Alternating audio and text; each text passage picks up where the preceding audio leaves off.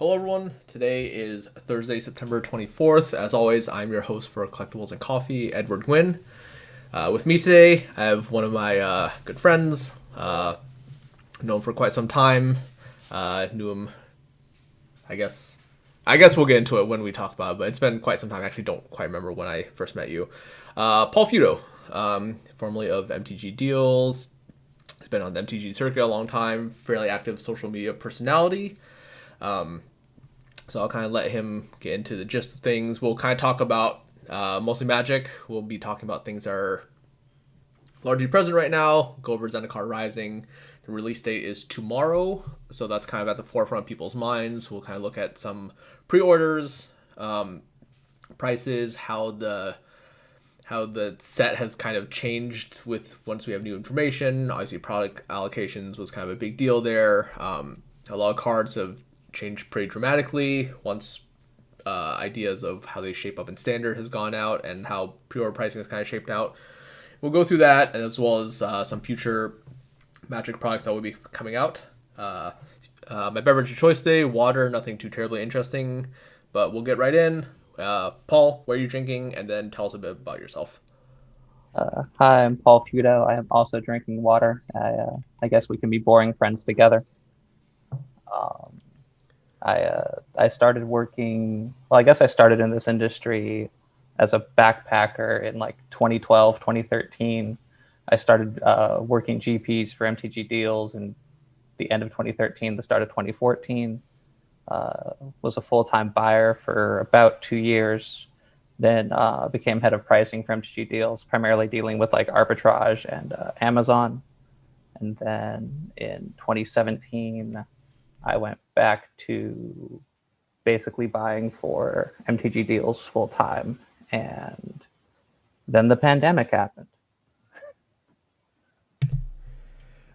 Yeah, I want to say, like, I wasn't sure exactly the timeline. I want to say I first met you in 2000, probably around 2014 when you started doing it full time. That was when I started hitting the GP circuit pretty hard. Um, did you ever come up to Portland to vend a PTQ? Was that something you did, or was that before? Because I remember that was like that's one of my earliest recollections of MTG Deals and Charles. No, that was probably Charles and Trevor that probably ran that. Okay. I was I think the first time I remember dealing with you was at GP Portland or maybe GP Seattle one year. You were trading in for a Lotus. Hmm. I think that's like my first like I had seen you before, but that was my first like I still have this memory of Ed. Yeah, it's time gets a little hazy because we've been doing this for so long. All the events just kind of blend together. Oh Lord. Yes. So you've kind of done it all. You've done the events. You've you've done the buying. You've done the pricing. What kind of brought you into this? Were you playing Magic at any point in place in time? Like what was really kind of the catalyst that got you going and that made you want to do this? I used to hustle cards when I was in high school for extra cash because everyone was broke in high school. I stopped when I graduated, or maybe a year after I graduated. Then actually, yeah, we'll go with that. And then I think my first event back was the Mirrodin Besieged pre-release, and I played competitively for a little while. Top eight at a couple PTQs, and then GP. I won a GP trial for GP Anaheim that was Innistrad block constructed, um, and took my three buys and started out 3-0. So I was 6-0, then proceeded to lose 3 rounds in a row to miss day two and decided that competitive Magic was no longer for me. And then like that was what prompted you to kind of like I guess pick up the hustle at that point. Like like I was already what was your sort of in? I guess what was your in?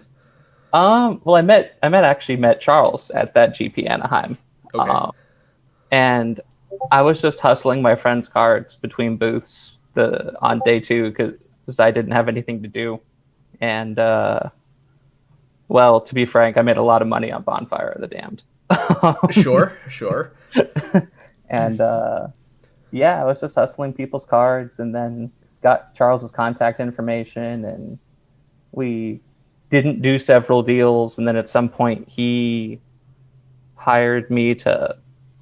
He had a GP the same week. He had like an in-store 2K or something like that, and I had been selling him cards that I had been buying from Japan because they were a big Amazon store, so they were needed a bunch of casual stuff that I was getting on the cheap.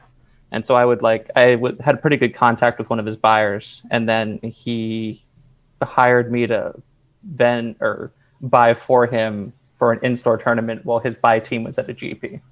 And then I just kind of ended up on the GP team. And then at one point, I think in GP Phoenix, he made me an offer to move down to Los Angeles, and I moved down in May of 2014.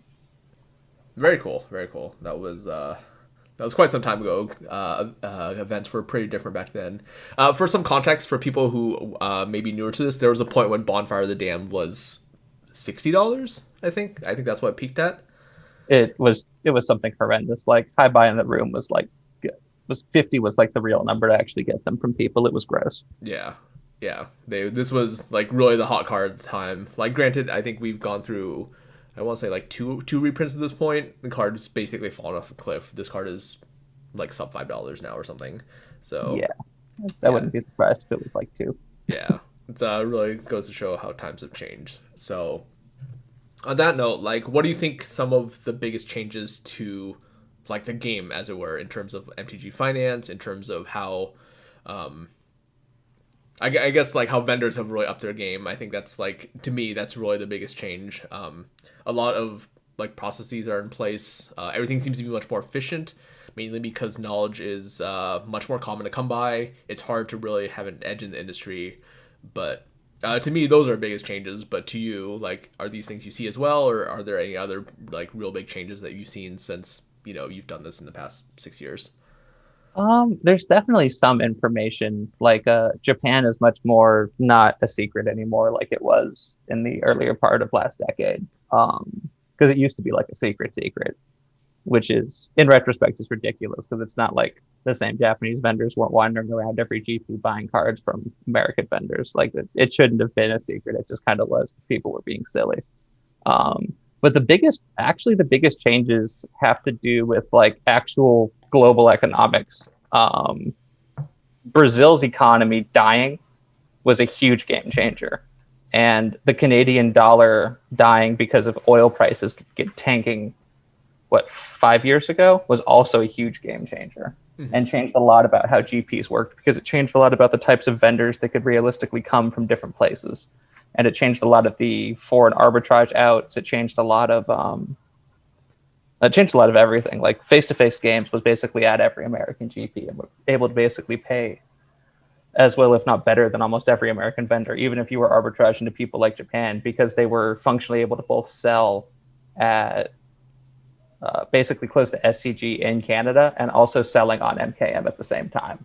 And that gave them a huge advantage that went away once the Canadian dollar stopped being like 1.1 to 1 and went to like 1.35.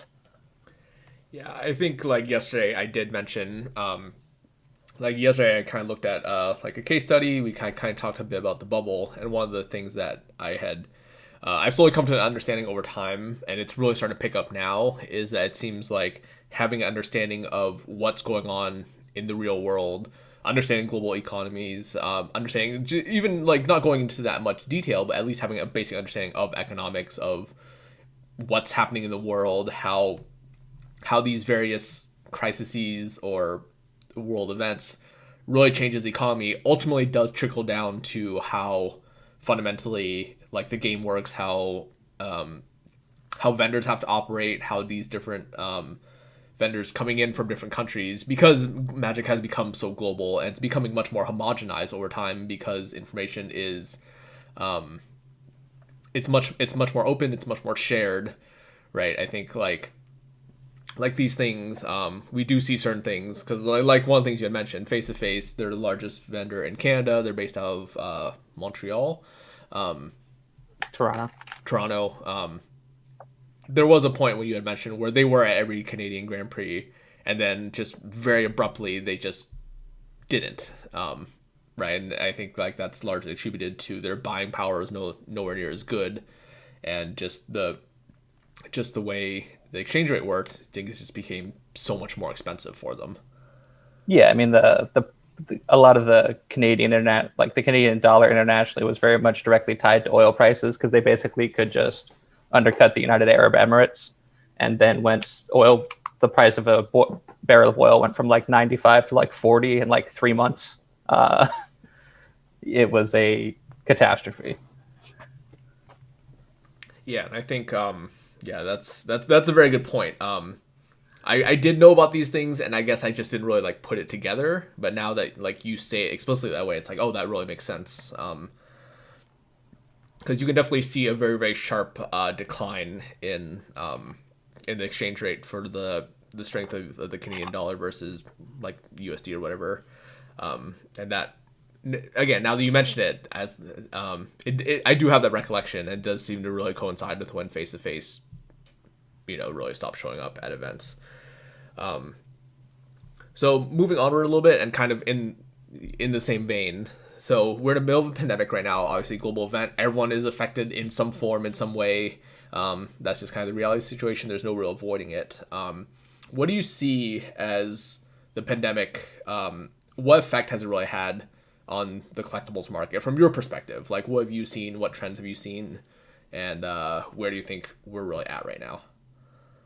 I I think there's a couple of things. I think that from a practical logistical standpoint, the fact that it's just much harder to get assets to different places, and that these supply lines that had naturally balanced out a lot of the various domestic markets in different countries breaking down means that the markets are very inefficient right now. And there's a lot of like fairly significant gaps in pricing from assets where normally just to the nature of arbitrageurs just sort of snagging cards out of different markets to move them to where they're more expensive.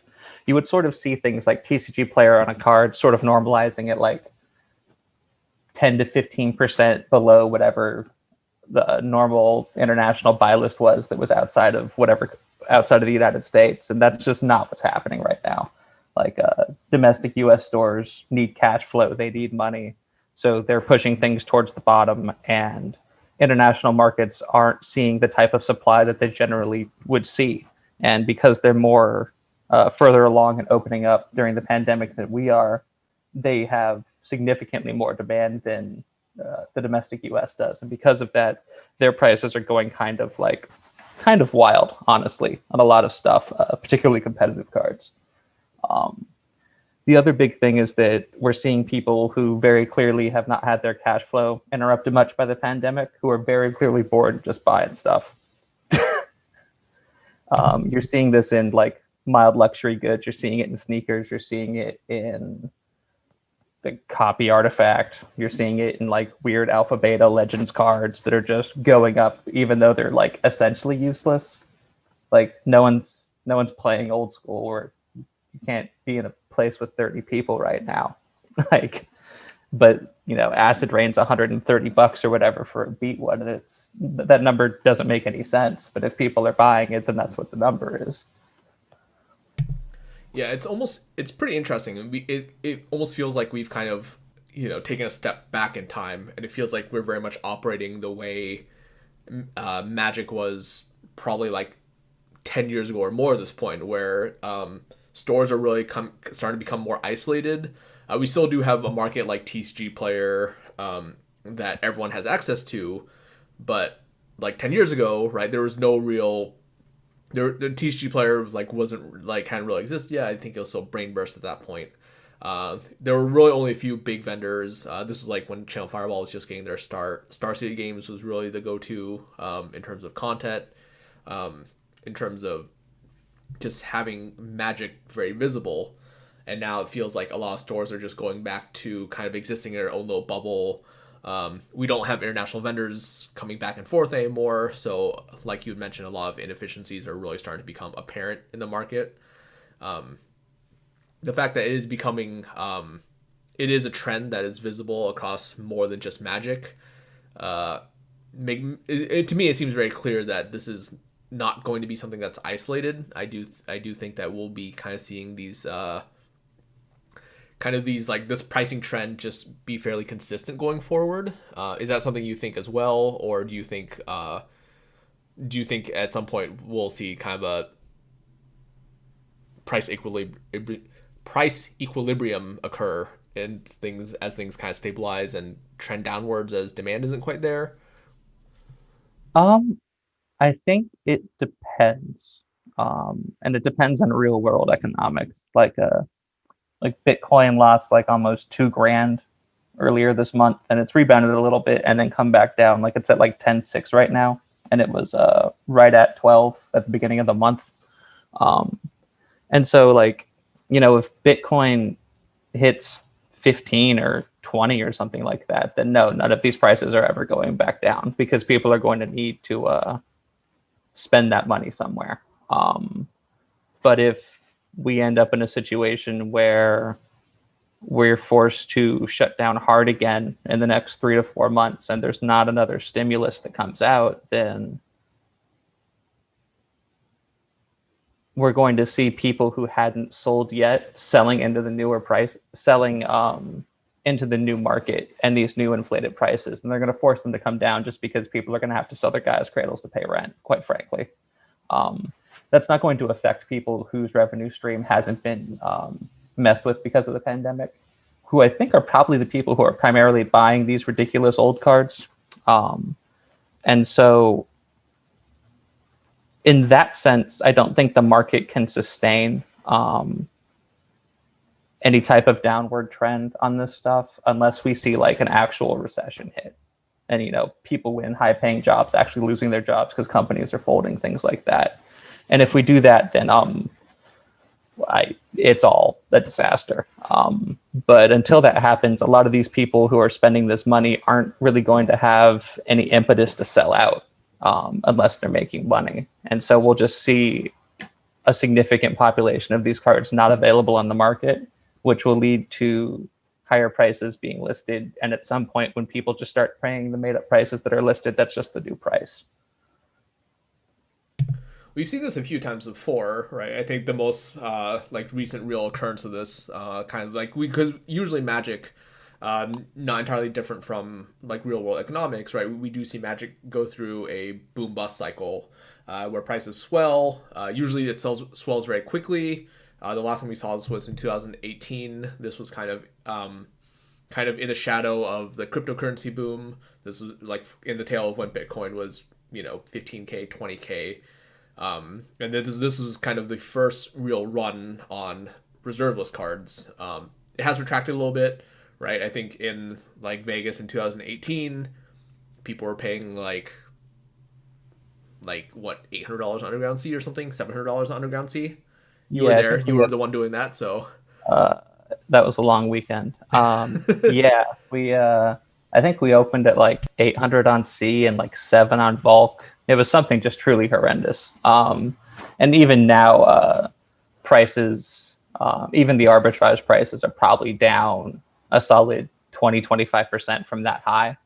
Um, but it's also important to note the time of year. Like these runs are happening in August and September, which is traditionally the beginning of a dip in those types of assets. That they sort of follow like a fairly consistent timetable usually, which is that they start going up at the beginning of quarter 2 through like the middle of quarter 3, and then they'll start dipping going into August, and then they'll dip about 10% going through December, and then start rising again as people start paying their taxes and doing their budgets and figure out what money they have, and then they start really rising once people get their tax returns, and then come right around August again, right after GP Vegas usually, when a bunch of them enter the market at once because everyone's selling their stuff.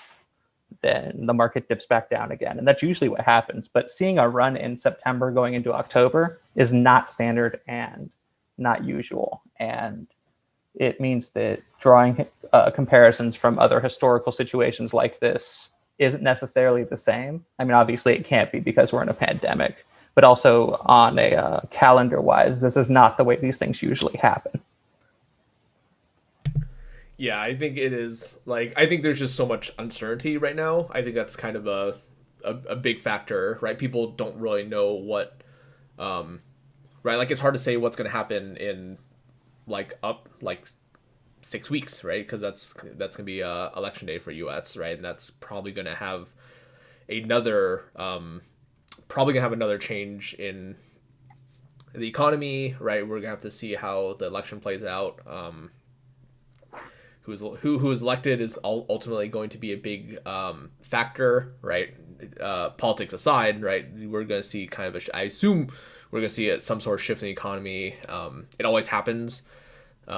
If you look historically, markets generally swell regardless of who is elected in usually November, December, and that's just a virtue of people are expecting change to happen, and when that happens, the markets usually react accordingly. And I think like this level of uncertainty, like you mentioned, this is obviously pretty unprecedented. Usually, we don't see the market swell like this in September, October. October is traditionally a very slow retail month. Like Paul had mentioned, the fact that we the most traditional ones usually happen kind of earlier in the year, and we haven't really seen that sort of swell stop, right? Like this started happening back in March. There was kind of an initial dip where people did think that, with no opportunity to play Magic in person, why would I need to own these cards? I think that was kind of the initial rush of people starting to sell. But really, we've only seen the market just trend upwards pretty much nonstop since April. And in part, that's due to stimulus. But at that point, I think we're kind of past the point where people are still on stimulus money, on unemployment money, because a lot of that had ended already. We're kind of past that, but we're still seeing the market rise. We still see a lot of these, goofy old school cards that are just continuing to swell. And I think it's, in my mind, I think that stores that are able to stay on top and they're able to stay ahead with a healthy cash flow will do well in the coming months. I think part of it is being able to insulate yourself against October. A slow retail month is going to be healthy for a store just in terms of their cash flow, in terms of what quarter four looks like for them. In your position, right? Like, what do you think? Maybe someone who isn't necessarily a full store but is looking to park their money in the next few months or spend their money or stretch their money as much as possible. What do you think that looks like for them? Um, if you can do it safely, I'd be buying collections and flipping them because if you have, well, it depends what your network is, right? If you have good relationships with some larger stores or are trying to make good relationships with some larger stores, there are definitely people who need money right now, people whose cash flow has been directly affected. And you can get some collections at pretty decent prices right now from the people who aren't as fortunate as some of the people that are paying $130 for acid rain or whatever. And it's a good time to be flipping cards. I think that from like a more macro perspective, like I think the Fed has bought something like $6 trillion worth of bonds this year, and that there's a very reasonable consideration that you should just be owning assets, and that actual cash is sort of toxic. The counter to that is that if we have a recession, then you're completely screwed.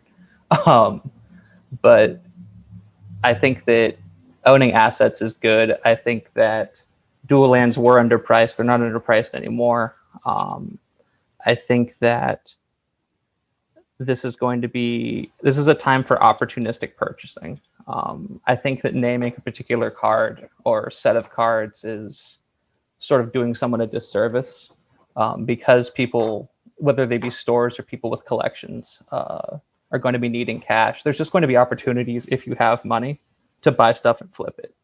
And that's not sexy, and it doesn't mean that you can just buy something and throw it in a closet and forget it. Like, this actually takes work. It takes looking. But especially because of market inefficiencies, even between something like TCG Player and Amazon, because of how wonky the available supply is. Like, Vampiric Tutor is like $150 or whatever. Um, or the EMA one is on Amazon, or it might be 160 now. And so there's plenty of opportunity to make money if you're working and you're grinding. And I mean, do it safely. Like, obviously, don't risk yourself if you don't have to. But I don't think there's like a particular asset class that I would necessarily be targeting that you could just buy and then forget about for 6 months. There's particular cards, obviously, and I think there's maybe an argument that Modern Horizons 1 stuff is probably still a little underpriced, like as an index overall. But we also don't have precedent for whether Modern Horizons 2 is going to have 40% of the cards in Modern Horizons 1 in it, or whether it's going to be a brand new set or something in between. And because we don't know that, despite as a overall asset class being fairly underpriced currently, there's some real risk involved. I think that's a very very good point about just obviously in general what you're talking about, but in Modern Horizons and Modern Horizons 2, we'll talk a bit more about that. Because we'll be kind of looking forward at some other products, but before we go too far out, let's take a look at Zendikar Rising. It's been a pretty interesting spoiler season. Obviously, a lot of this is unprecedented. We haven't had to deal with a lot of situations like before. What is, obviously this is a lot to take in, this kind of a big question, but what is your overall impression in terms of just pre-order prices, where they were, where they started out, and where they are now? So I was doing pre-orders. I got contracted to run the pre-orders for a fairly large retailer, and for the first like 2 weeks of pre-orders, Zendikar Rising was essentially behaving like a toxic asset, because everyone who had been around for Battle for Zendikar watched what happened when that set got decimated by the fact that there were $500 lotto tickets in it. It was one of the worst sets to open in standard, even with expedition value added to the pack that we've ever seen. I think like it was literally like the net with expos was something like 55 a box for like a solid 6 months for an in standard set, which sounds impossible. But that's where we were at, because it got opened so hard that any rare that wasn't like a Gideon or an Ulamog was just, there were thousands on TCG and everyone who wanted them had them. And so Zendikar Rising presented a couple of unique challenges in that one of the things that sort of helped with Battle for Zendikar is that because there was such high variance in what you could open because of the expos, that you really had to open large amounts of product to not experience variance and actually like open up or hit your averages that you were expecting to hit, or within like a reasonable amount of percentage points of what you were expecting to hit. But because there's a topper in every box, and you know that that's X amount of dollars off the top, that on average you know you're getting, there's only 30, but it also means that in like 10 cases, I mean, you're going to get at least one of each. You have a fairly good idea of what you're doing. That smaller cracks or smaller box breaks from smaller retailers are just as viable and much more viable than they were for Battle for Zendikar, which means that there's a ton more potential people that would be selling these single cards, and a ton more people who could justify like a 20 box crack or a 10 box crack and just selling a little bit and making some money and then pre-selling some boxes because you only got 40 or whatever. And that's how it kind of went for 2 weeks. Like I've been open on Twitter talking about how the math dictated that because we were getting a topper in every box, that topper prices were going to be annihilated, obviously. But it also meant that, like, realistically, if there was a normal supply logistics chain and boxes were just available, that people would break boxes until the boxes were netting like 55, 50, maybe $60, because the topper was going to pay for the rest and find people and make people margin just because you can open like Misty Rainforest or whatever. And that's how it went for about 2 weeks. People were just undercutting each other with like 40 stacks or whatever, and everything was super cheap. And a couple of things happened. One was that they slow rolled like 4 of the best 5 mythics until like the last 3 days of previews, which was a thing. Like Scourge of the Skyclaves, Forsaken Monument, Lithomancer Engine, and I think Ancient Green Warden were like some of the last cards that like hit the various spoiler sites and dramatically changed how the set looked. Because before, the set looked a lot like Battle for Zendikar, where there were like maybe a couple of mythics that were good, a couple of rares that would be okay, but they'd be open to death, so it wouldn't matter, and the rest of the set was like kind of meh. And then we got these four mythics that were looked like they're good. They pre-sold really well. Some of them are already seeing competitive play, and it looked like, oh well, this set is going to be a little bit more complicated. It meant that things like Lithomancer Engine mean that like the price of a box topper Misty Rainforest is going to go down a little bit because Lithomancer Engine is going to sell until it's banned in EDH, like for all time. Um, and same with like the Ancient Green Warden. Cards like that are just going to sell, and they're never going to be worth nothing because they're so good in casual formats, which meant that it changed the outlook of the rest of the box. And then we got word that the first wave of product was going to be heavily allocated. There were some rumors about allocation, but no one had hard numbers. And then Wizards made an announcement that the set was going to be allocated, and then distributors had no idea how much product they were actually going to have for stores, which meant that it meant a couple of things. It meant that some people had definitely oversold already based upon the fact that everyone was trying to race to the bottom and just get out of this toxic asset because everyone knew that the boxes were going to be broken until they were worth nothing. And so a bunch of people had probably oversold cards. It also meant that all of a sudden a normalized market where like most of the flippy lands were like $3.50 to $5, maybe six for like blue red and blue black, all of a sudden just shot up in price. Every mythic shot up in price because everyone did the math and realized they were either oversold or close to overselling, or at the very least didn't have any more copies available. And you saw this giant surge for like a week and a half on basically every mythic in the set, every showcase in the set as well, because the showcases were primarily going to get open from the set boosters, and we had no idea how many sub boosters we were getting. We knew we were getting some draft boosters, which meant that we know we had some box toppers and we could do normal booster box math. But the one of the things we've seen this week is that showcases are getting annihilated in this set and full arts in general because they're so common in the set boosters. And so we had this weird thing where the product as a whole was diving, and then we found out we didn't have any or didn't have much, and it shot up for 2 weeks. And now all the showcases and all of the expos are kind of tanking again, which is interesting. The regular versions of cards haven't actually moved that much, like 5-10%, but you're seeing situations on TCG where like middle tier showcases are like the same price as a regular one. Like you look at like Lotus Cobra, and I think the alternate art's like $1 more than the regular one. And for a while, the alternate art was almost twice as much during pre-orders. And we're seeing some very weird, very, very cheap prices on the expos. Like when I priced Polluted Delta this morning, I think TCG Low was like $45 for the box topper, and it was like 70 for a while, or 65 for like a solid like week and a half.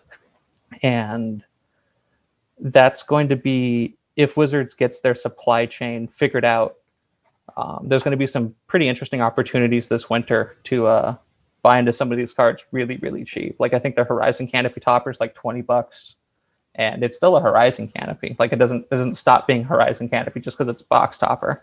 And there's going to be some money to be made buying these staples, not because they're premium versions of these cards, but just because they're the same price as a regular one. And at some point over the winter, they're going to hit a floor where you're going to make some really good money once tournaments start opening up again, just because you'll have stock of these cards. I think one major contributing factor is that stores that are doing their box bus, right? Like this is being recorded Thursday afternoon. The majority of the retailers are probably getting their product right now. There are a few people that do get it early, like Wednesday maybe, but not really that many. Most of it comes on Thursday. I think anyone doing their bus right now, they're probably looking to just list their cards as quickly as possible and sell as quickly as possible. This is release weekend for not just Magic, but Pokemon and Yu-Gi-Oh as well. And I imagine a lot of people that went deep on ordering are probably looking to pay their distributors back as quickly as possible. That may be part of the reasoning why people who are opening box toppers are trying to sell them very quickly. I think once more of them do hit the market, then it'll bring their price down. It's possible that I think that toppers actually have more room to fall. I think the nature of them, I think we've kind of seen this trend over time, is that box toppers, alternate arts have kind of lost their luster, as it were. Mainly because it was a much cooler idea once it was the first time, but now that it feels like a lot of these things have been kind of overplayed and they're starting to feel a little washed out, as it were. I think their appeal is not quite high. Right? Like, for example, Polluted Delta, right? We have, let's see, how many non-foil versions of that we have? We have Onslaught, Cons, and then non-foil box topper, right? Those are 3 versions. The rest of them are premium versions. Yeah, I think so. Yeah, we have Expedition, Judge Foil, foil box topper, Foil cons, foil onslaught. foil cons, foil onslaught, right? So like I think there's just so many more ways to get Polluted Delta. I think Polluted Delta is losing a lot of its reprint equity. I think since cons it hasn't really recovered. It's been what I would consider to be a fairly stable price for something that is in demand as a fetch land. So that's my theory as to why box hoppers are behaving the way they are. We obviously don't know what the supply chain looks like. We don't know how things will be allocated. They have said that we'll be getting a second wave in 2 weeks, I want to say. I think that was what the announcement said. And I think you do bring up a good point that if this is something that will be readily available come, November, early December or whatever, then it will be a good opportunity to be buying things like Horizon Canopy, some of these more, how to put it, unique, I guess, something that's not part of a cycle, right? Some of these utility lands that are a little bit more unique, maybe don't have as many printings, maybe a little bit more attractive, once supply chain is not as disrupted, as it were.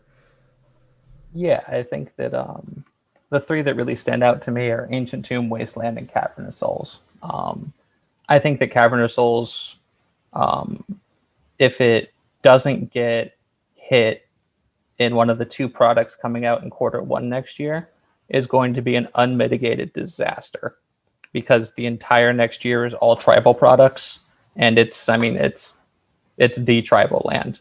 Like, it's going to be a real problem. And there's an argument that even if they do hit it again, if the box toppers end up at like 45 or $50, maybe $40 come like November, after people have been busting the set to death, that might just be a good buy anyway, because you have X percentage chance that they just don't hit it, in which case you're going to double or triple up. And if they do hit it, I think there's going to be enough demand that it might not matter.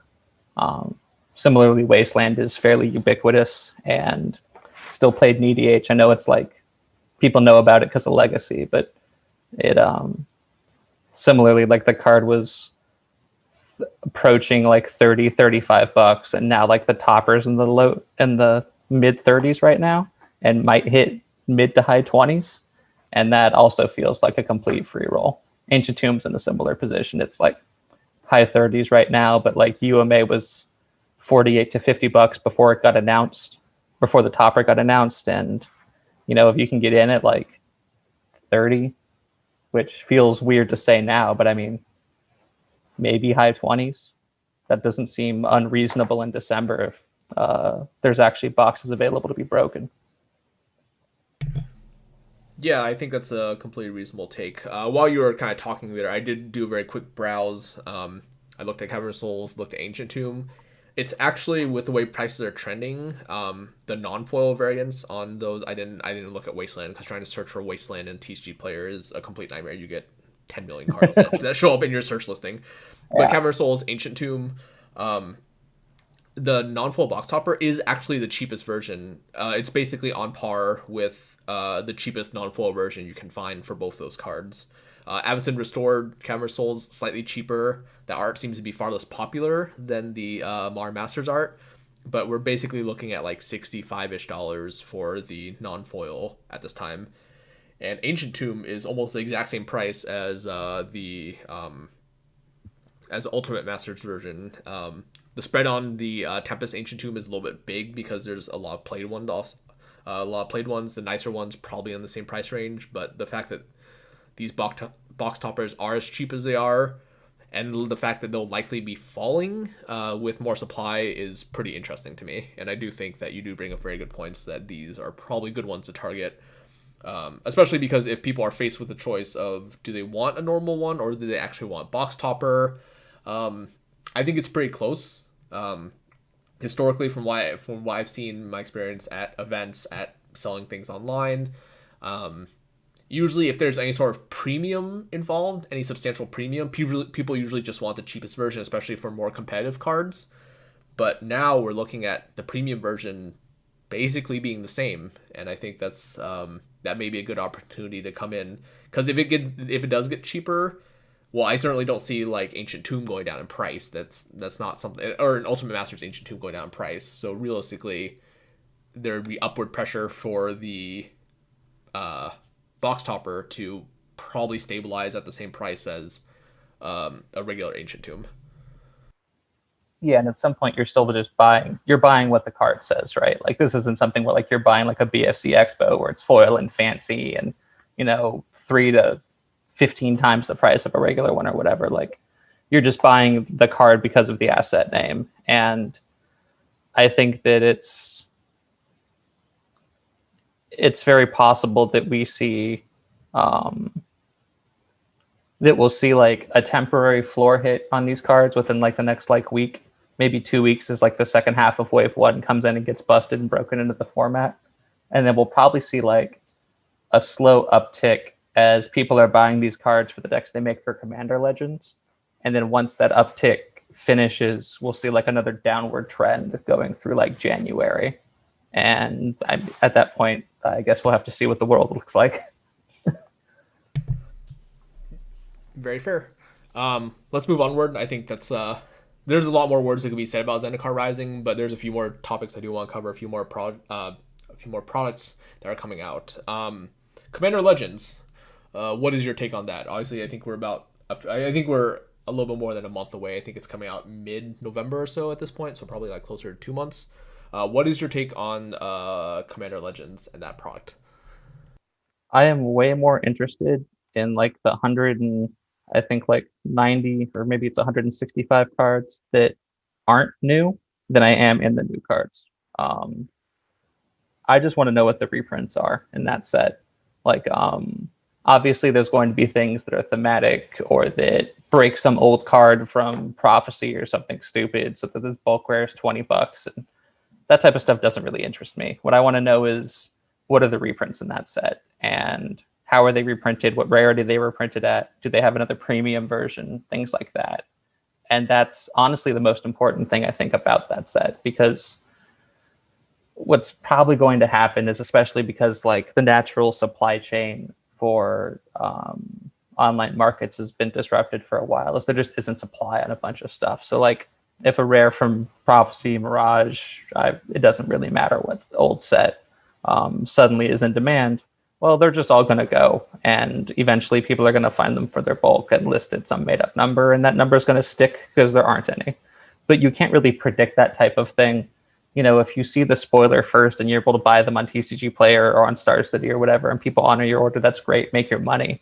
But that's way more happenstance and takes way more about being informed about the nature of EDH than it does being informed about the nature of like the financial markets. So I just want to see what reprints are made, because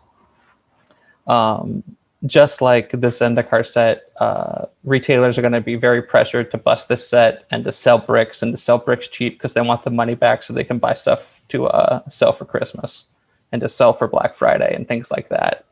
And so those reprints, as much, if not more so than the Zendikar Rising box toppers, because they're almost assuredly going to be cheaper as a whole, I think are much more interesting. Because in 9 to 12 months, when the set's out of circulation, or essentially out of circulation, and the next wave of Commander product comes out, those cards are going to be in demand again. And they generally are a free roll when you have quantity of them.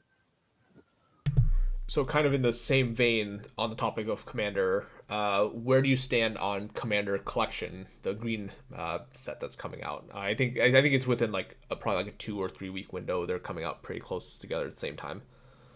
I have heard differing things about the nature of the population of that product. Um, this sort of leans back into what I said earlier about what best to do with the money with your money is to be opportunistic. Um, and that if someone lists 20 Sylvan libraries at like $12 or whatever, yeah, you should buy them.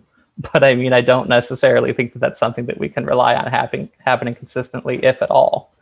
And I I think if you can get sealed ones fairly cheap, that's probably a good place to be because I think that they'll mature well. I think the foil ones are obviously going to be a grip, um, but I'm not sure how practical it is to be able to find quantity of the product sealed, which means that it's probably going to be more things like I paid, threes or fours on the non-foil Alt-Art Soul Ring and got 20 or 30 of them. And I think I'm going to get tens in 10 months, which I think is not unreasonable. I think that that type of pricing is very possible. But I would be looking at it more like as a small chunk of assets that are in like, they would be in like a 12-month CD more than anything else. So one of the things about the Commander collection is that like the premium product apparently it's only available to WPN premium stores. Um, I think that creates a pretty interesting dynamic with the product. That makes it very very limited. I do not believe that the scope of WPN premium stores actually services a large enough area of where people are trying to play of the Magic community. Like for example, here in Portland, I honestly don't know if I actually have a WPN Premium store. One, mainly because it hasn't really been on my mind. WPN Premium is a relatively new thing.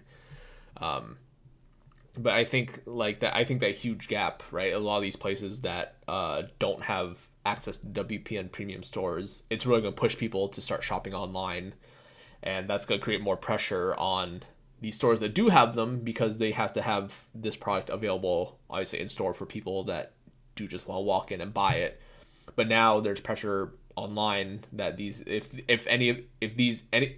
these stores choose to list any amount of these online, right, they're just going to sell right away, and that's kind of just creating more pressure on the quantity that they do have available for their in-store customers. Um, I think like that's I think when I had Michael Caffrey on a little while ago, I think he said that's a pretty big disaster. I think that is a pretty bad look for stores having this product available that's only available to such a small subset of stores. Any thoughts on that at all? I I mean it's this is I mean it's just Pavlovian, right? Like we want you to do these things, so we're going to try to show you these carrots that you'll get if you do the things that we want, right? Like they would like all the stores to meet the standards of WPM premium.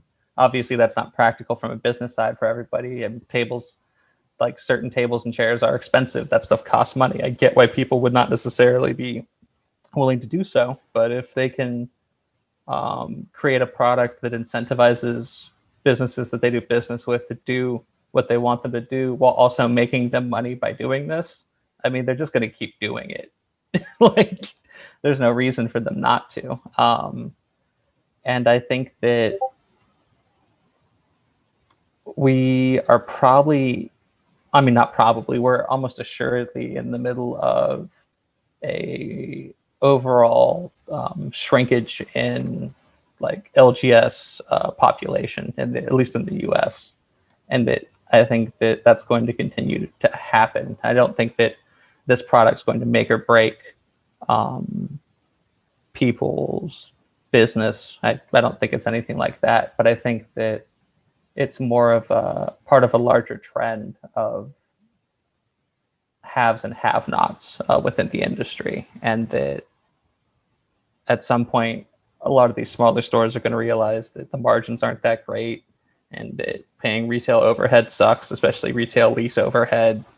And that, I mean, we're just going to see less people in the industry is I think what's going to happen. But that's more indicative of larger world events than it is about this product. But I mean, it makes sense from Watsy's perspective.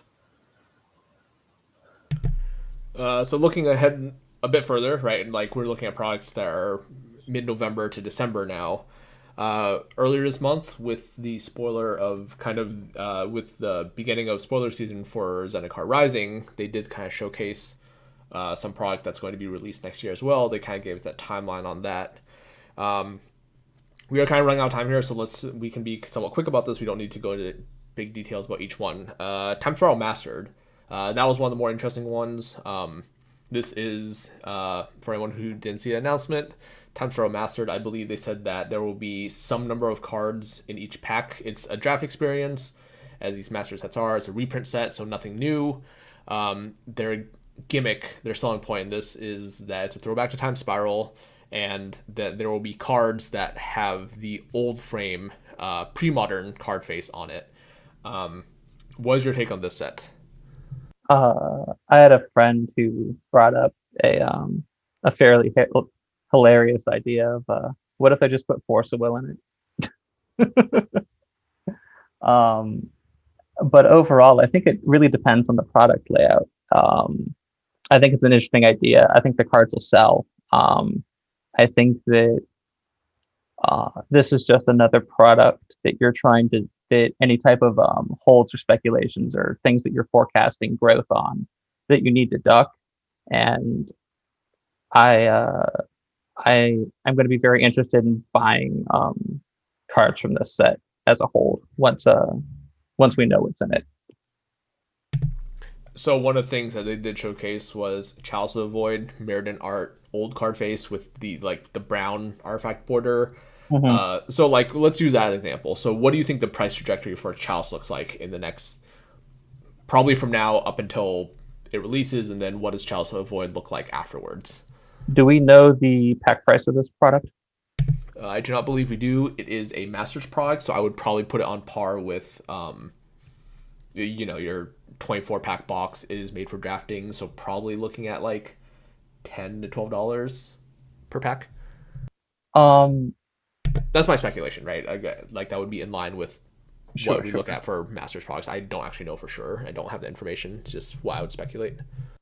I think this is kind of a wishy-washy answer, but it really depends about like um do our international flights happening? Is Are the markets becoming more efficient again? Have supply chains sort of started to come back into being fully functional? Because like Chalice of the Void's like buy list in Japan is like over $60, and it's just like 35 in the US.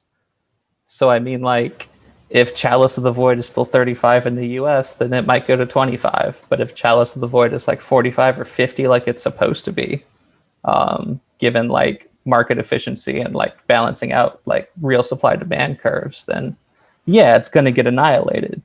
But we don't really know where it's going to be at that point.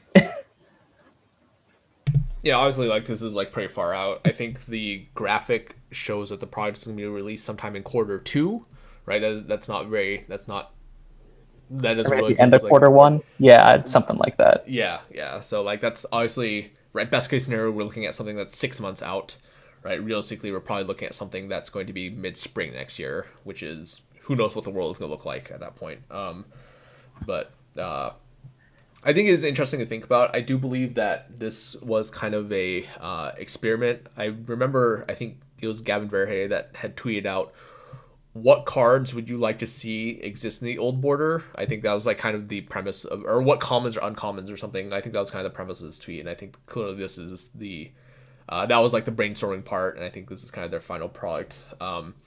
I'm curious to see how a card like Chalice does play out. Obviously, Chalice is a more interesting card because it's been a good traditional arbitrage card for quite some time now, right? But we're at the point where how much play does Chalice really have? How much utility does it actually have? How much reprint equity does it still have? Right, because it's gone through 3 reprints now, I think. Well, it's gone through like two ones that don't count, right? Like it has a judge and it has Modern Masters 1 where the population's not Virtually, relevant. yeah, Yeah. yeah, So it has like A25 basically, right? yeah. Yeah, so it has gone through several iterations. It has gone through several premium versions, right? There's also a masterpiece version of this, And the judge, right? and the judge one that was released. I want to say earlier this year, Hmm. right? So like this one's kind of an outlier, right? We don't have cards that have like this many unique printings. Having the old face foil, right? Is that going to be another premium version, or is it just going to kind of be a normal version? Because from what I understand, from the announcement, not every card is going to have the old border frame. Because it's a master set, I think a fair amount of cards will have the normal frame. I think the old frame reprint that's inside the pack is going to be something that's kind of along the lines of like the list from Zendikar Rising set boosters.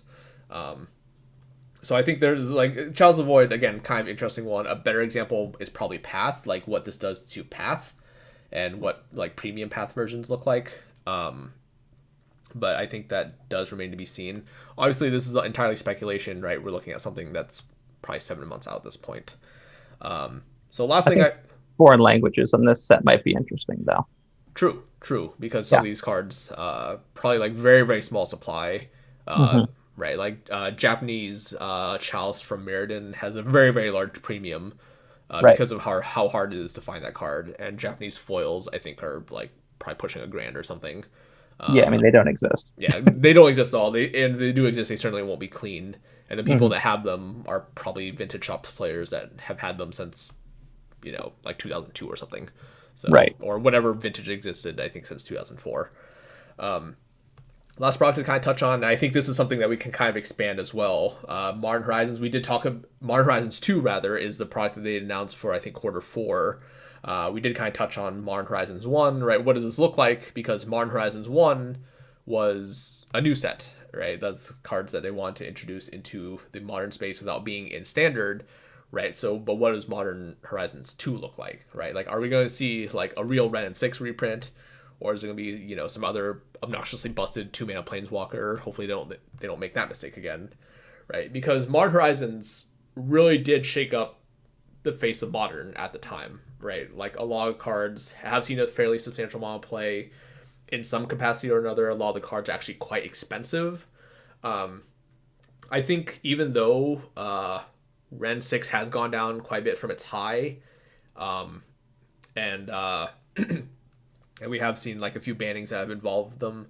I think the EV for Modern Horizons is actually higher now than it ever was. I think I saw this on Twitter somewhere where someone was talking about the state of Modern Horizons. Do you want to speak a bit to that and then speak a bit to Modern Horizons too? Yeah, so like one of the things that happened with Modern Horizons is that there was a ton of product available, like an astronomical amount of product available. And so it meant that when Ren and 6 was, $80 or whatever, and Force of Negation was still like 30, that you people were incentivized to just bust product. Urza started at 20, that went to 30 fairly quickly, hit to 40 and change, then came back down.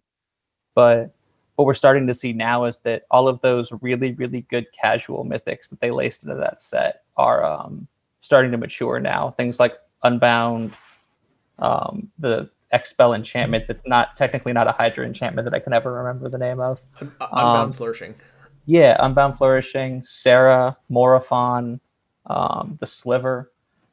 Those cards are going to continue to mature, and um, quite frankly, I would be even more bullish on them than I already am if I didn't know that if I didn't think that they were going to be in Commander Legends, or think there was a possibility of it, to be frank.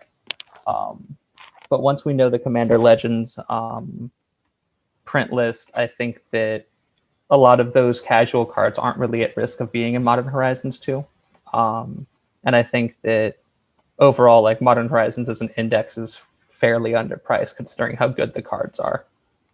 It's not available from distributors anymore, if I recall correctly. And I think that a lot of that stuff is too cheap, and it's going to look really cheap 12 to 16 months from now. Um, Looking at the prices that we can forecast there compared to where it is currently. Yeah, a lot of cards do fall into like a pretty interesting play space. Clearly, some cards like they were the design they had in mind was let's try and push this very hard for modern, and that's certainly been the case, right? There's been no shortage of busted cards that have appeared out of Modern Horizons, but there's a lot of cards like you mentioned that do kind of fall in a pretty interesting space that clearly not necessarily designed with just modern in mind, but designed with Commander with casual play in mind as well, right? The first sliver is certainly a casual card. A lot of these cards, like you say, the set is out of print. It has been out of print for some time. A lot of these cards certainly do. Like I completely agree with you. They do feel like they're underpriced, and they are slowly creeping up. I think that there's been kind of such a huge glut of product, especially this year, that people are probably stretched a little bit thin. But I think a lot of these cards, as they are quietly starting to dry up, I think that they will make good holds. Again, it kind of comes down to how much you're willing to gamble, how much you're willing to, what you do think will be reprinted versus what won't be. But I completely agree with what you had said about Modern Horizons. So last topic, and we'll kind of wrap this up here. What do you think the future looks like for collectible markets, just for assets that people are really kind of looking for a place to park their money right now?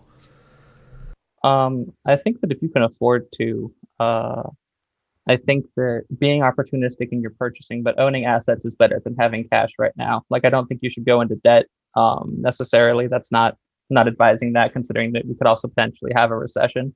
But I think that cash being super liquid, if you're not trying to be opportunistic, is kind of a waste of money, and that your money shouldn't be sitting in a savings account necessarily. That this is a time to be aggressive, not spend it responsibly, certainly not that, but to be aggressive and be opportunistic. That like there's a bunch of stuff like there's so much stuff moving right now that there's just plenty of places to make money. Like part of the reason Modern Horizons hasn't finished popping is because people are looking at everything else. Like Pokemon sealed product is outrageous right now. Shoes are outrageous right now. Reserve list Magic sealed products kind of outrageous right now. Mox Diamond's like $400 for just cause reasons. Um, like Workshop and Bazaar just popped. Like if you're paying attention, there's still a lot of money to be made. You just have to be agile about it, if that makes sense. So in that vein, right, this is a fun question I like to present. I actually don't put this on outline because I don't want you to prepare for it. If I gave you $100,000 right now and you wouldn't see any return on that money for 5 years, what would you spend that 100,000 on?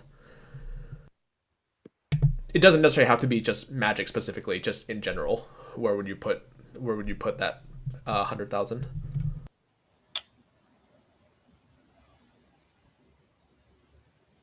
Slabbed, um, Slab Charizards probably. Just like base set ones, or just kind of in general? With Like, are we look? 100K, What's and that? I can 100K I can't touch for 5 years. Base set one, Shadowless, First Ed, like that's probably where I put the money. I trust the Pokemon IP. I trust Nintendo. That even if we have like a baby recession in the midst of that 5 years, that by the time we come out of it, the Charizards aren't going to be any cheaper.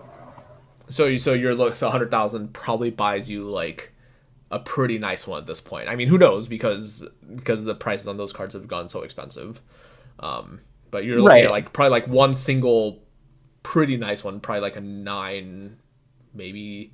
I don't think you can get 9.5 at that price Yeah, I don't with think a you can either. Like maybe you can get an unlimited Shadowless, but yeah, I think I would like, and maybe there's an argument for other base set first edition 9 or 9.5s, but that's probably where I put the money because I trust the IP more than I trust Magic if I can't touch it for 5 years. Magic rewards you a lot for like being agile and reacting to different things happening. But if this is a CD, then I'm betting on Nintendo. very fair. I think that's a completely reasonable answer. With that said, Paul, thank you for coming on. As always, I do appreciate all our guests that do take time out of their day to be here with us. Um, as always, you can find me on Twitter at Edwin13. You can find the social media sites for Vermilion on the right. Paul, where can people find you? I'm primarily just on Twitter these days at @PRFeudo, and I have an MTG Finance Patreon that you can read my write-ups and my articles before they go public. The opening tier is only $5 a month, and you get stuff 2 days before the world does. Yeah, that's basically it. Thanks for having me, Ed. What is the name of your Patreon? Just for people who I'll make sure to post this just so people have in text and people can see it. But where is your Patreon? It's patreon.com/PRFEUDO. All right. Thanks again, Paul. On behalf of Vermilion and myself, we appreciate you all listening in. Wherever you are in the world, stay safe